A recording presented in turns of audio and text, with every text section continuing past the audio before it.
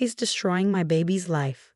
My mother-in-law Eleanor's voice echoed through the dining room at my sister-in-law's house. Jessica comes home crying every day because of him. He's a monster.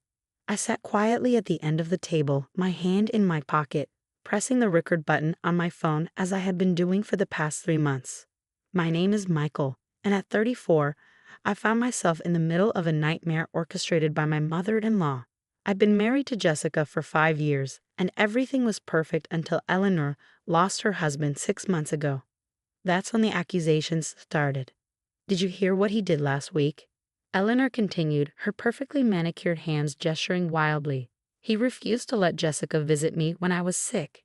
He's isolating her, just like those abusers on TV. The family around the table shifted uncomfortably, some avoiding my gaze, others shooting me suspicious looks. The truth? Jessica had a crucial presentation at work that day, one she'd been preparing for months. She decided herself not to visit. But in Eleanor's revised version of reality, I was the controlling villain keeping her daughter away from her grieving mother. I took a sip of water, maintaining my composure as Eleanor launched into another fabricated story about how I supposedly monitored Jessica's phone calls. Under the table, my phone continued recording. Next to me, an empty chair sat where Jessica should have been. She was stuck at work, unaware of this latest character assassination. I don't understand how you can all sit here with him, Eleanor sniffled, dabbing at her eyes with a monogrammed handkerchief. My poor baby is suffering, and everyone's acting like it's normal. My sister-in-law, Amanda, cleared her throat. Mom, maybe we should talk about something else. But Eleanor was on a roll. She'd found a captive audience, and she wasn't about to let it go. Something else. While your sister lives in fear? Last month, he wouldn't even let her come to our family beach trip. I almost broke my silence at that one. The beach trip she planned without asking about Jessica's schedule. Then blamed me when Jessica couldn't get time off work.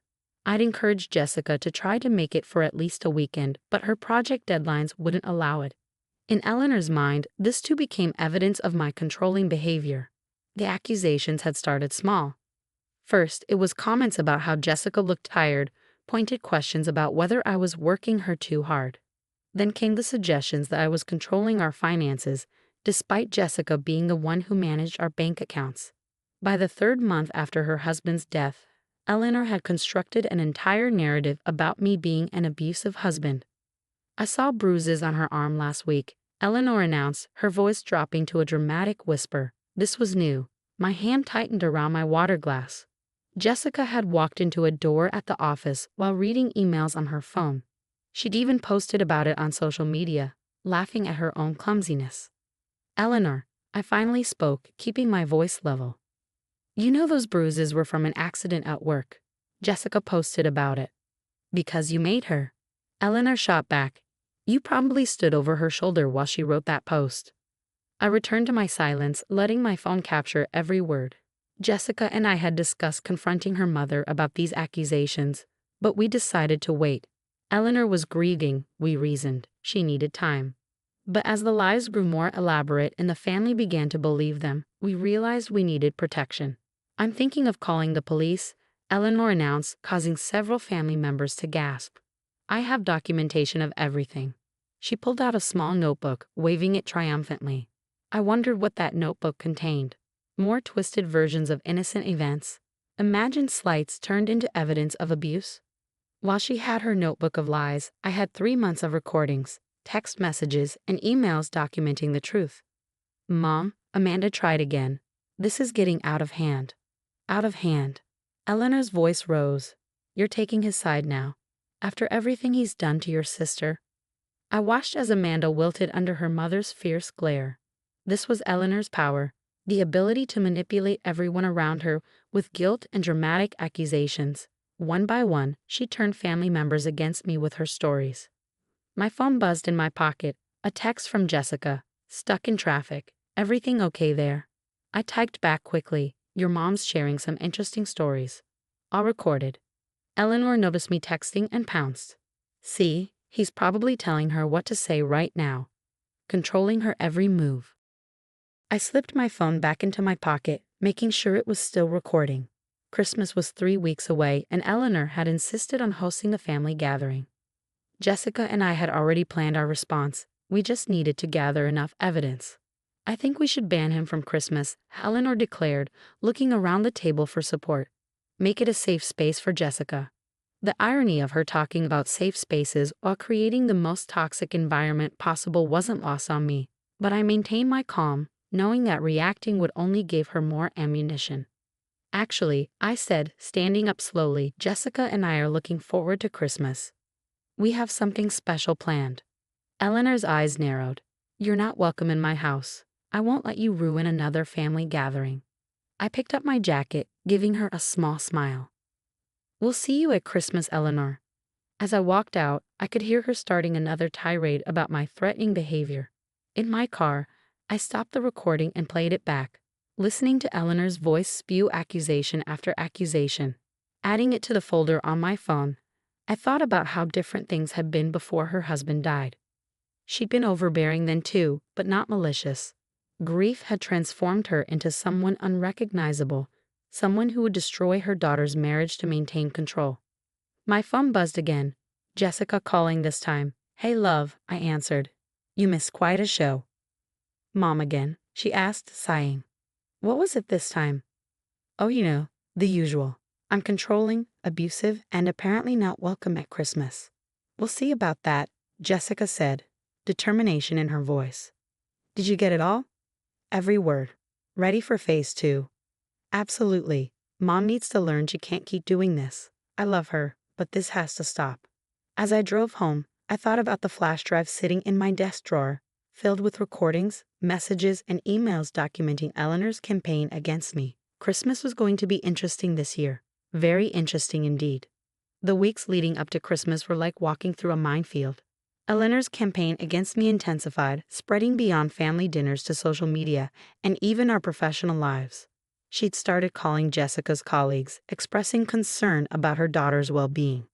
Mrs. Harrison called me into her office today, Jessica said one evening, collapsing onto our couch. Apparently, Mom told her I needed support escaping my domestic situation. She ran her hands through her hair, frustration evident in every movement. I had to spend an hour convincing my boss that I'm not in an abusive marriage. I sat beside her, pulling her close. Did you tell her about the documentation? Jessica nodded. She was horrified when I explained what Mom's been doing. Offered to write a statement about Mom's calls if we need it. She leaned into me, sighing. I never thought we'd need to gather evidence against my own mother. The flash drive in my desk drawer had grown fuller. Eleanor's escalating behavior provided plenty of material. She'd started showing up at our house unannounced, sometimes late at night, claiming she needed to check on Jessica. Each time, my security cameras captured her performance. The dramatic pounding on the door, the loud accusations through the mailbox, the tearful phone calls to other family members claiming we were ignoring her. One particularly memorable evening, she arrived at 11 p.m. with 2 police officers. My daughter's being held against her will, she'd screamed, while Jessica and I watched through our security feed, recording everything. The officers, already seeming skeptical of Eleanor's hysteria, were even less impressed when Jessica opened the door in her pajamas, clearly fine and definitely not being held captive.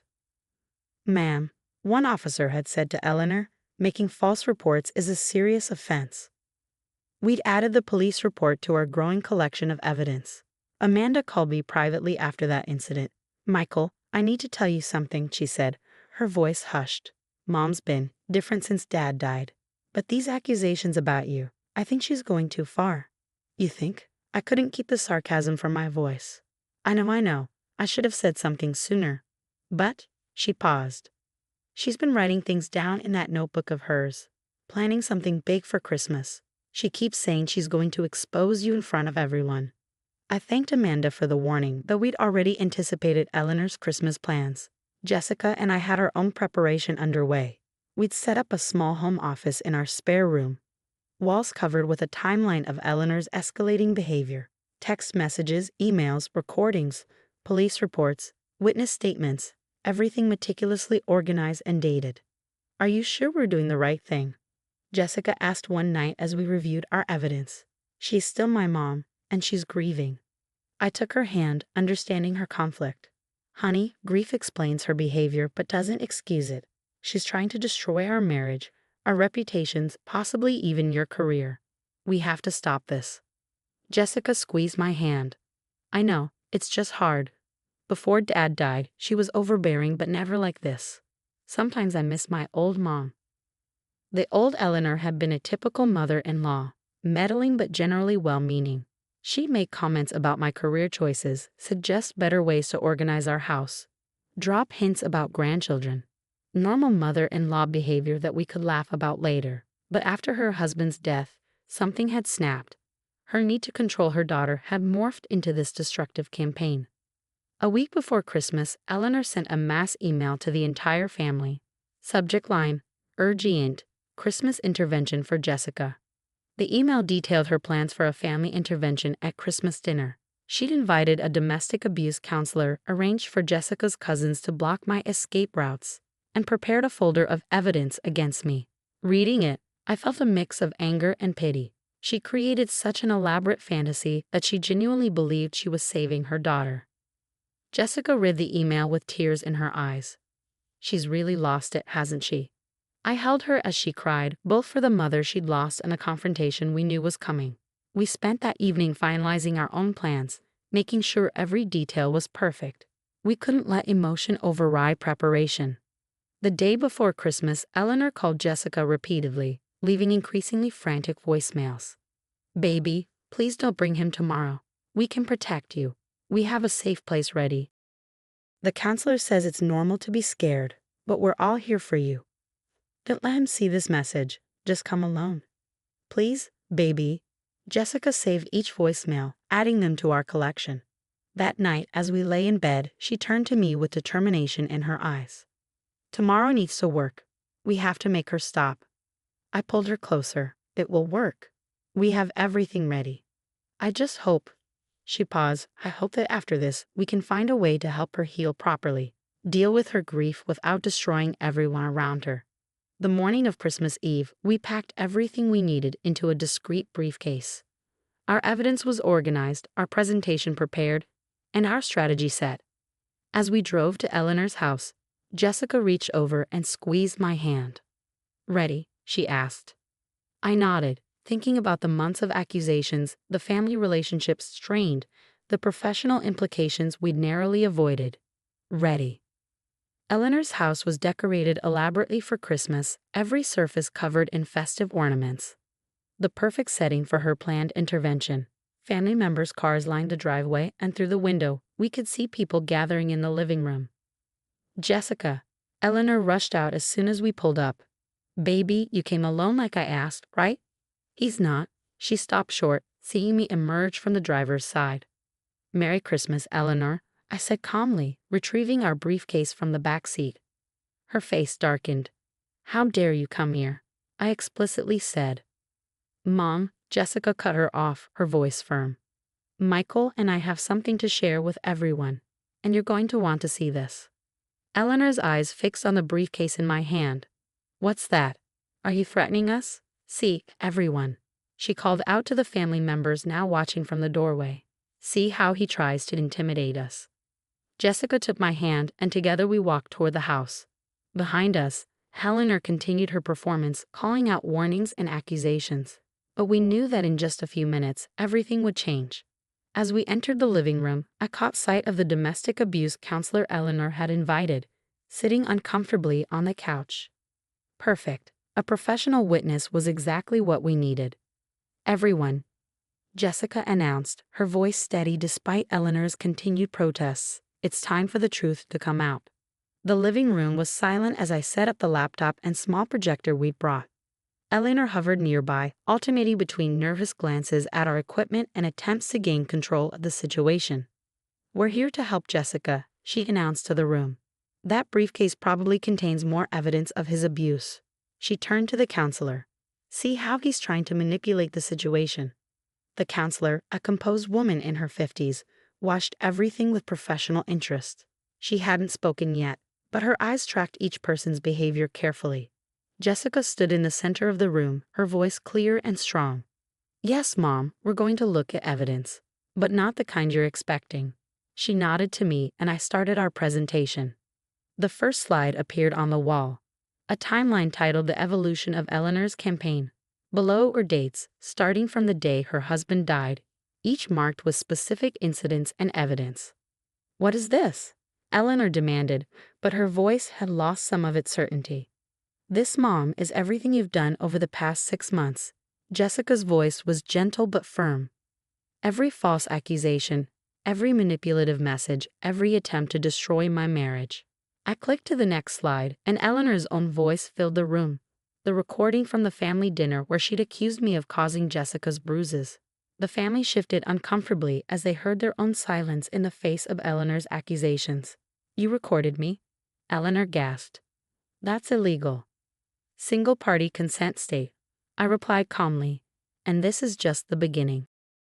Over the next 20 minutes, we presented our evidence. Security footage of Eleanor's late-night visits. Screenshots of her social media posts accusing me of abuse. The police report from her false allegations. Emails to Jessica's workplace. The recent Christmas intervention email. Each piece of evidence was dated, documented, and irrefutable. The counselor leaned forward, her professional demeanor showing increasing concern, not for Jessica's supposed abuse, but for Eleanor's obvious psychological distress. Mrs. Reynolds, she addressed Eleanor directly, I was invited here under the premise of helping an abuse victim, but what I'm seeing suggests a very different situation. Eleanor's face had gone pale. No, you don't understand. I have proof. She rushed to get her notebook, the one she'd been waving around for months. Your notebook, Mom, Jessica said softly. The one where you've been rewriting reality? Creating stories about abuse that never happened. They did happen, Eleanor insisted, but her voice had lost its conviction. He kept you from the beach trip. I had work deadlines, Mom. I showed you my project schedule months ago. He monitors your phone. I manage our phone plan, always have. The bruises. I walked into a door at work. There's security footage of that too. With each response, Eleanor seemed to shrink, her carefully constructed narrative crumbling around her. The family watched in stunned silence as months of accusations were systematically disproven. Finally, Jessica walked to her mother and gently took her hands. Mom, this has to stop. We understand you're grieving. Dad's death was sudden and terrible, and you're in pain. But trying to destroy my marriage isn't going to bring him back. Eleanor's face crumpled. But you're all I have left of him, she whispered. Mrs. Reynolds, the counselor interjected gently, what I'm seeing here suggests complicated grief manifesting as control and manipulation. There are healthier ways to process your loss. Amanda stepped forward, tears in her eyes. Mom, we've all been enabling this because we didn't want to add to your pain. But we've been wrong. You need help, real help. Eleanor looked around the room, seeing not the allies she thought she had, but family members who were finally confronting the truth of her behavior. Her legs seemed to give out, and she sank onto the couch. I just didn't want to lose her too, she whispered. Jessica sat beside her mother. You're not losing me, Mom. But this campaign against Michael, the lies, the manipulation, it has to end. We found a grief counselor who specializes in family therapy. Will you go for me? The room held its breath as Eleanor looked at her daughter. For a moment, I saw a flash of the woman she'd been before grief had twisted her into someone unrecognizable. I've made a terrible mess, haven't I? She finally said, her voice small. Yes, Jessica said honestly, but we can fix this. Together. The right way. The counselor who'd come expecting to handle an abuse intervention offered to speak with Eleanor privately about grief support resources. As they talked to the study, the family slowly approached Jessica and me. We should have spoken up sooner, Amanda said, hugging her sister. I'm so sorry. One by one, family members apologized for their silence, for believing Eleanor's accusations, for not seeing what was really happening. Some cried, others seemed angry at themselves for being manipulated. What matters now, I told them, is that we all help Eleanor heal properly. No more enabling, no more looking the other way. Later that evening, as the family sat down to a subdued Christmas dinner, Eleanor returned from her talk with the counselor. Her eyes were red from crying, but there was something different about her, perhaps the first glimpse of acceptance. Michael, she said quietly, approaching my chair. I'd have done you a terrible wrong. I know sorry isn't enough, but it's where I need to start. I nodded, accepting her words for what they were, a beginning. The next few months weren't easy. Eleanor started grief counseling, attending sessions 3 times a week. Sometimes she'd slip back into old patterns, but now the family was united in helping her face her grief honestly instead of enabling her destructive behavior. Jessica and I kept the evidence file, not as a threat but as a reminder of where unchecked grief could lead. Slowly, we saw glimpses of the old Eleanor returning, still occasionally overbearing but no longer malicious. 6 months after that Christmas confrontation, Eleanor invited us to dinner. The house had changed. Most of her husband's things had been properly sorted, no longer preserved in exactly the same place as the day he died. She joined a grief support group and was even helping other widows navigate their loss. "I want you both to know," she said over dessert, "that I'm doing the work. Really doing it. I almost lost my daughter because I couldn't face my pain. I won't let that happen again." Jessica squeezed my hand under the table as I replied, "That's all we ever wanted, Eleanor. For you to heal." Later that night, as Jessica and I got ready for bed, she smiled at me in the bathroom mirror. "Thank you," she said softly. "For what?" "For being patient, for helping save my mom from herself, for loving me through all of it." I pulled her close, thinking about the long journey from those first accusations to this moment of peace. "That's what family does," I said. "The real kind, not the kind your mom imagined I was." Jessica laughed, a genuine, healing sound. Speaking of mom, she asked if we want to go to the beach next month. All of us. The right way this time. I smiled. "I'd like that." Sometimes I realize the happy ending isn't about winning or proving you're right. Sometimes it's about having the courage to help someone face their pain, even when they've hurt you. Eleanor's journey from grief-stricken antagonist to healing mother-in-law wasn't the ending I'd expected, but it was the one our family needed.